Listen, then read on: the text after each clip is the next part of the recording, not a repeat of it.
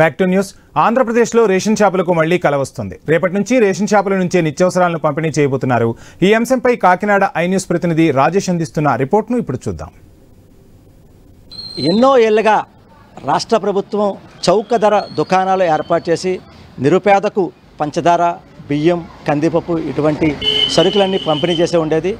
అయితే ఏళ్ల తరబడి ఉన్న చౌక ధర దుకాణాలు జాతీయ ఉత్పత్తి పంపిణీ పథకం చౌక ధరల దుకాణం. సార్ చెప్పండి, చూసాం అంటే 4.5 ఏళ్ళుగా MDO వాహనాల ద్వారా పంపిణీ చేశారు. అయితే ఇప్పుడు కూటమి ప్రభుత్వం వచ్చాక ఈ పంపిణీ మీరే ఇస్తున్నారు 15 రోజులు. మీకు ఎలా ఉంది అసలు? ప్రభుత్వం రాకముందే మాకు ఈ వాహనాల ద్వారా వచ్చే ఇబ్బందులు, మేము 3 రోజులు మాత్రమే పనిచేసి మిగతా పని చేయలేకపోవడం, ఖాళీగా 27 రోజులు ఉండడం చాలా ఇబ్బందిగా ఉండేది. ఆదాయం సరిపోయేది కాదు. కేవలం స్టాకిస్టులుగానే మమ్మల్ని చూసేవారు. అంతకుముందు 40 ఏళ్ళుగా మేము చేస్తున్నాము. ఈ ఏరియాలో ఒక కోటా కొట్ట అయిన రేషన్ డీలరు అని గౌరవంగా ఉండేది. ఇప్పుడు MDOలు వచ్చిన తర్వాత ఆదాయ పరిస్థితి ఎలా ఉన్నా మాకున్న గౌరవం, పబ్లిక్లో ఉన్న గుడ్ విల్ లేకపోతే చాలా మానసికంగా డీలర్లు నలిగిపోయారండి. ఈ విషయంలో మాత్రం కూటమి ప్రభుత్వానికి మేము చాలా ధన్యవాదాలు తెలుపుకుంటున్నామండి. ఇప్పుడు రేషన్ డీలర్ ద్వారా పునఃప్రారంభం చేశారు. అయితే యాజ్ రేషన్ డీలర్గా మీరు ఎన్నో ఏళ్ళ అనుభవం ఉంది, మీకు పెద్దవారు మీరు.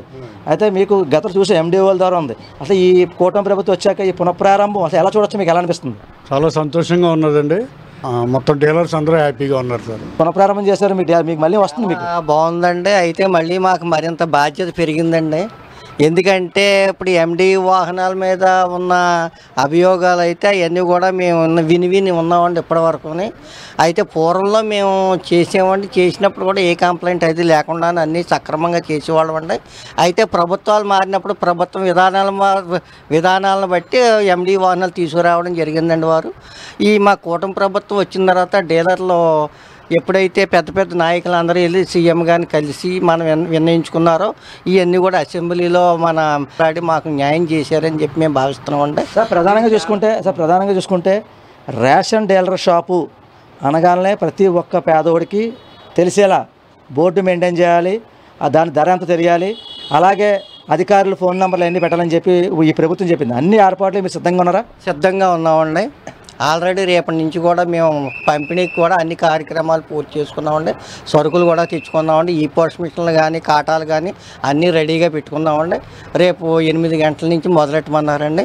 ఆ విధంగా మేము ముందుకు వెళ్ళడానికి ప్రయత్నం చేస్తామండి. ఏ కార్డు హోల్డర్కి కూడా ఏ విధమైన బట్టి ఇబ్బంది కలగకుండా మా డీలర్లు అందరూ కూడా ఆఫీసులు కూడా చెడ్డ పేరు రాకుండా మేము మసులుకుంటామని కూడా మేము తెలియపరుచుకుంటున్నాం డీలర్ల తరఫున. రేషన్ షాప్ డీలర్లు అయితే అంటే 5 ఏళ్ల కాలం పాటు మేము 3 రోజులకే షాపులో పరిమితం అయ్యాము. మిగతా అంతా MDOస్కే వారి యొక్క వాహనాల ద్వారా వారి సరుకులు అయితే పంపిణీ చేశారు. అంటే గతంలో చూసాం, అంటే కాకినాడలో అంటే చుట్టుపక్కల ప్రాంతాల్లో అంటే మేము డీలర్గా ఉంటే కోట అయినా లేకపోతే రేషన్ షాప్ అయినా చెప్పుకునేవారు. కానీ ఇప్పుడైతే ఈ MDO వాహనాలు వచ్చేదాకా మాకు సరైన గుర్తింపే లేదు. కానీ కూటమి ప్రభుత్వం వచ్చాక మాకు సరైన గుర్తింపు వచ్చింది.